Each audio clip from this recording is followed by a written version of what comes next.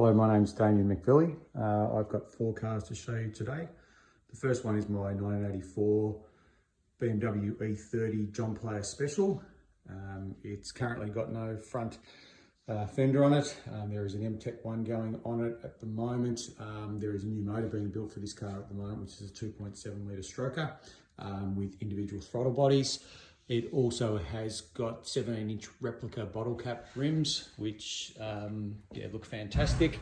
It's had a full interior restoration.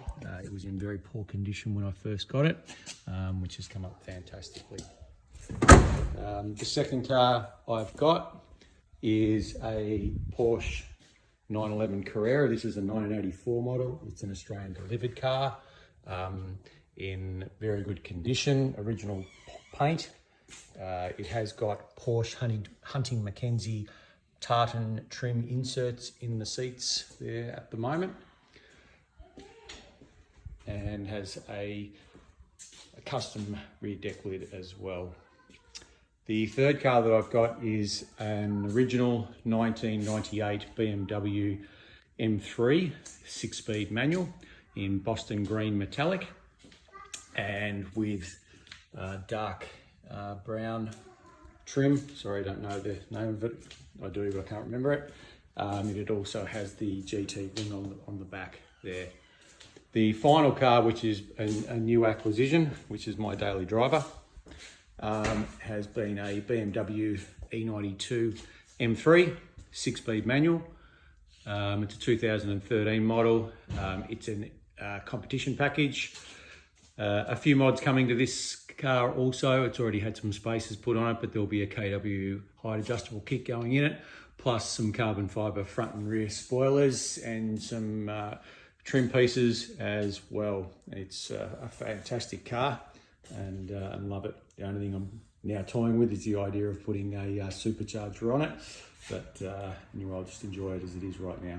So thank you for enjoying my cars.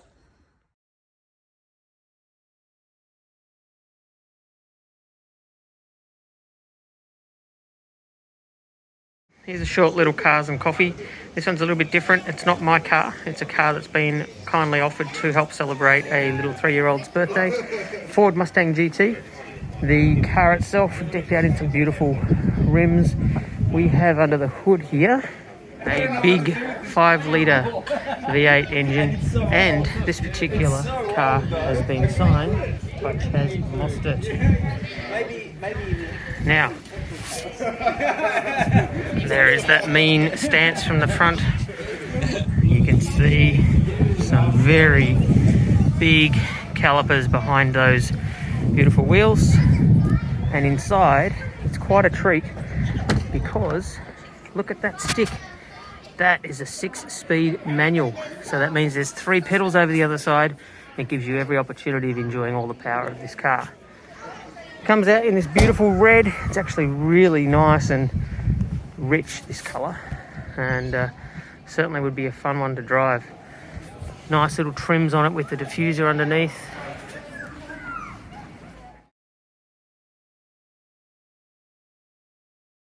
Okay, as part of the Cars of My Neighbourhood Cars and Coffee, here is a couple of Volkswagens. We've got this orange one here, which is more of the camper van style. But the one I really like is this one here. I love the shape of the front on this one. Reminds me a lot of the big diesel trains that used to go past my house when I was a kid. It really does excite me with that big VW on this front as well. Split screen.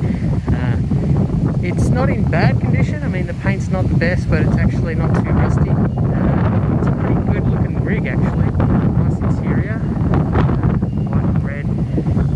Lots of seats there, plenty of space. It would be a really fun thing to have, I reckon. It's always been on my list that I'd love to have one of these sort of cars, so maybe in the future. Okay, continuing the little theme of Cars of the Neighbourhood, Cars and Coffee. This one's undercover, but it looks like a little Mark 1 Golf, possibly one of those original GDI hot hatch things. It looks like a little rocket ship. I'd love to see underneath it. Okay, just about 100 metres further away from the covered car we've got an uncovered car, and you can see it's only little. It's a mini. It's as big as the bins. What a funky little car. It's got the racing number provision on the side there. It's got some good tyres on it. Mini Cooper. It would be a fun little thing. These things are just fantastic. If you've never driven one, get your chance to get behind the wheel if you can. They are so much fun. Got a little engine over those front wheels, just pulls it through the corners. The handling's amazing. I'm not going to say they're like a go-kart because that's just a standard thing that people say, but they are really fun and engaging car to drive. And then just another 100 metres further up the road we have a Subaru WRX. Some big exhausts on it. You've got those nice fat wheels and tyres. They look pretty good. The suspension hasn't really been lowered. Unfortunately, the brakes look like they're probably going to let the thing down out of the whole package. And guess what? It's an auto. So kind of racy, but it probably just lacks a couple of little things to make it a truly engaging and enjoyable track car. And now moving on from the modern WRX that we saw just around the corner, Cars of the Neighbourhood, Cars and Coffee, here is an old Kingswood. It's probably in pretty good condition for its age. It's not too rusty, in fact. It's a nice thing to see that people still want to own something of this kind of car. Now, back in its day, that was a big car, but if you compared that now to a modern Commodore or something like that, it doesn't look that big. It's not got twin exhausts. I'm not sure if that means that it's running a V8 253 or 350 size engine in there maybe. And now just in front of our old HQ Holden is the modern version of a Cooper, Mini Cooper S. And you can see it's actually quite a lot bigger than the original one we saw earlier. Still got quite a homage in its looks to the original. Quite a good job of getting that sorted out to make it look like the original. But it's probably modernised a bit too much and has lost a touch of the character in terms of how it drives. Having said that, they are really still fun little gadgets to get behind the wheel of. So again, if you get a chance, have some fun with it. If it's got a limited slip diff in it, they are really good fun. Otherwise, they're just fun. And now we have another older car. It is the old Falcon station wagon, or estate as they might call it in Europe. It's got a little bit of rust, this one, but it's still got character. And look how big it is. It just looks so big at the back. It really is purposeful. This one's got a big V8. 5.8 litre is what it says on the badge. I don't know how big it actually is in real life, but because anyone can put any badge on. It's actually pretty, in its day, it would have been a really good looking car, I reckon. It's a pretty cool shape, the way the rear windows and that sort of haunches on the back. It's a good car, I like it. Welcome to my episode of Evolve Driving Virtual Coffees and Cars. Today I have a small batch filtered coffee from Small Batch in North Melbourne. My trusty and new, about 2 months old, 2004 BMW Z4. It is the 3 litre 6-speed manual version, and it was previously a track car, so that's the reason why I bought it. 1, it had to be manual.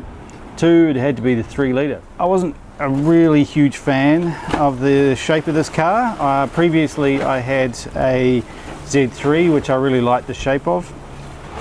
Just not really, the chassis and everything was not really built for the track and what I really wanted to do with it. So the Z4 is a completely different beast. If we go in, I will open the, let's have a look inside first and then we'll go into the engine bay. So the interior is pretty stock standard, not much has changed in there. It has a steering wheel and pedals and a seat and a gear stick. Other than that, it's got heated seats, which is a lovely little creature comfort, which is really nice in winter. It's got electric roof. It's got air conditioning, CD player, and just looking at these seats, they are not the most supportive. hence the reason why I have a race seat, which is currently on my racing simulator at the moment inside. Other than that, underneath the bonnet here, it's pretty stock standard. K&N filter under here, and Racing Dynamics strut brace. So that is just to stop the towers from cracking, because they are renowned for cracking.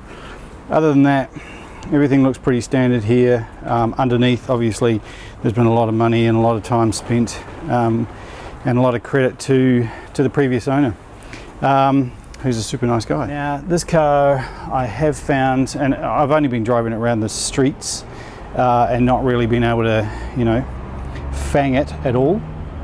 But I have found that when I'm in sport mode, it's the steering gets tightened up, the throttle response is a lot more responsive. Actually, driving the car is a whole heap of fun. So yeah, that's my BMW Z4 2004 3-litre 6-speed, ready for the track.